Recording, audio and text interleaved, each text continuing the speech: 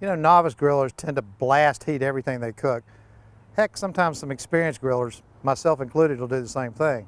And it's okay for burgers, thin chops, steaks, that kind of stuff. But every now and then you need to know how to control your fire a little differently. In this episode, we'll talk about direct and indirect heat, or two-zone fires.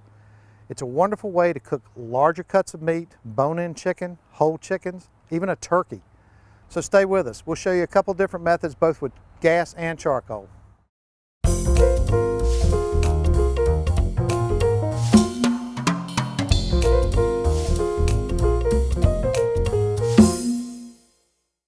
The two-zone fire lets you sear, get some nice caramelization, move the product over to a cooler zone where it might take a little longer to cook, but it slows the cooking down, keeps the moisture in, and gives you a pleasant result.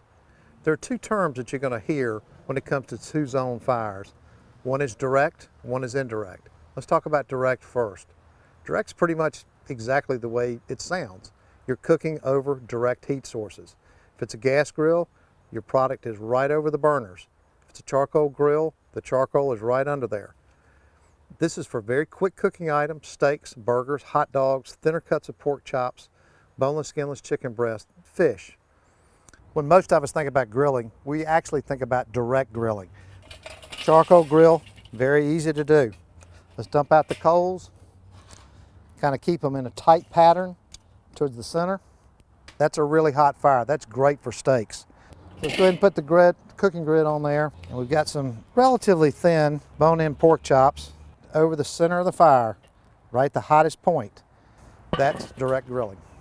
Indirect can be used for very long or items that are kind of medium cooking. Indirect is as it sounds. You're cooking your item over an area that has no direct heat. With a charcoal grill, it's having a fire built to one side of the grill and no fire on the other side. With a gas grill, it's as simple as cutting a burner off.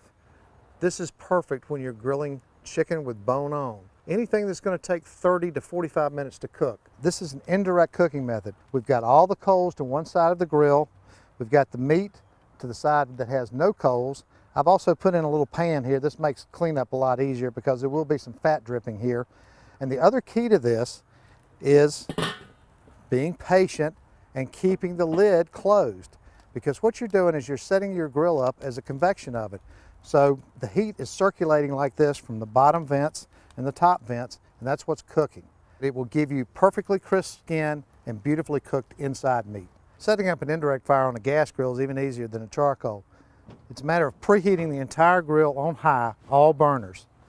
Then what we want to do is we want to cut off the back two burners. This grill has 3 burners that run this way. Some grills will have burners that run this way. So you just want to cut the majority of them off and generate a slow heat. Just get them on back here in the back, away from the heat. Get the lid closed, go find you a Budweiser and have a seat.